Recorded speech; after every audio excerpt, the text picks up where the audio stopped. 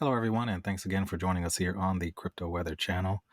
In this video, we're going to look at the Bitcoin chart, the Bitcoin cycle, in a slightly different way. And in doing so, it's going to, go a little bit more in depth into why we have our short-term bullish stance or bearish stance on Bitcoin as of the recording of this video.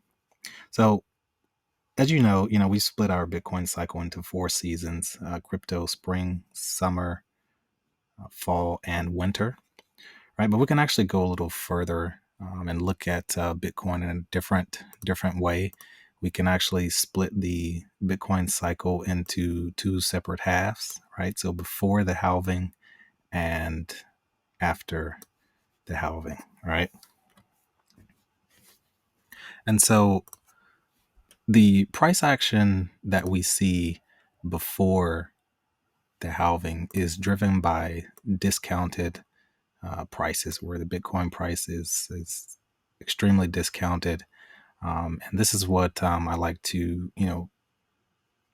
classify as a demand shock, right? So prices are low. People come in and buy up that Bitcoin, and it drives the price, higher from that demand shock, right?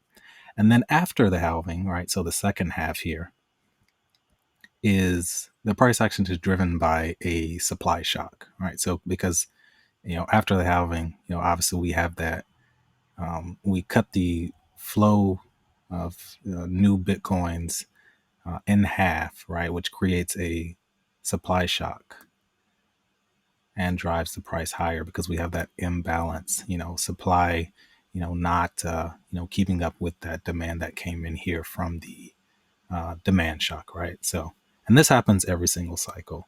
And so what I've done is I've actually created a new chart or a different chart, right, that actually further, clarifies, what this looks like. And we're going to go up to the weekly time chart here,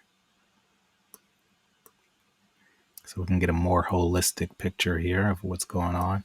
So like I said before, this is on this chart, the orange box and the white box, right? That's one whole Bitcoin cycle here. All right.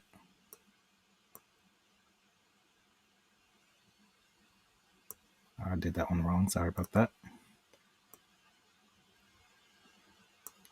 So one whole Bitcoin cycle. All right. And so the orange box is highlighting the demand shock, right? So we got those discounted prices, drives the price higher, right?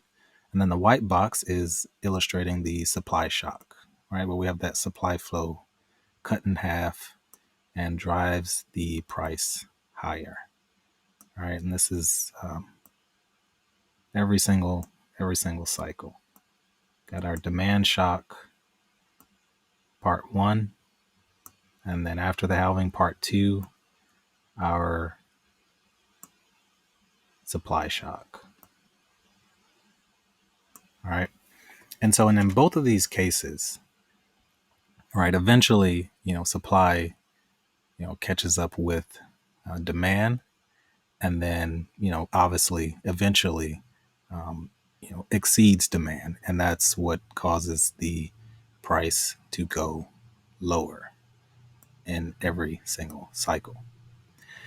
But however, in that, after that supply shock, after the price is driven up after the supply shock, the dramatic drop in price is so severe because, there's no more supply, there's no more supply cutting, supply flow cutting until the next cycle, right? So we have to really wait for, that price to drop really, really low to generate that discount driven demand shock, right, from discounted prices. So that's why in crypto winter, the price is so severe.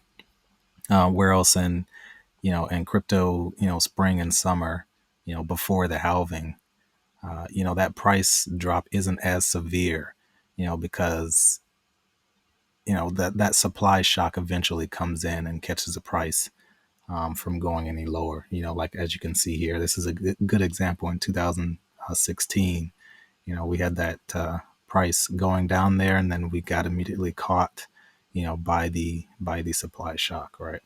And the prices are, eventually going to go back up anyway, because, you know, eventually you hit a new, discount area, discount prices, and then that drives the price back up. But this was just, something interesting. I noticed, and it also, goes a little bit more in depth as to why we are short term, bearish on Bitcoin as of the recording of this video, because, it seems to me that we are fairly close to, if not already at a place where, uh, we had that demand shock, pushing prices higher from those discounted prices down in this area. And now, supply is seeming to be catching up with demand. And any price movement from this point on is really just some short-lived FOMO up in this area here. As that supply catches up with demand, eventually, like I said, it will exceed demand, and prices will, start to, fall lower here, right? Until we have that supply shock here sometime, in April or May timeframe. So, just wanted to share that with you all here, and but we will definitely keep you posted as the situation develops. And thanks for watching.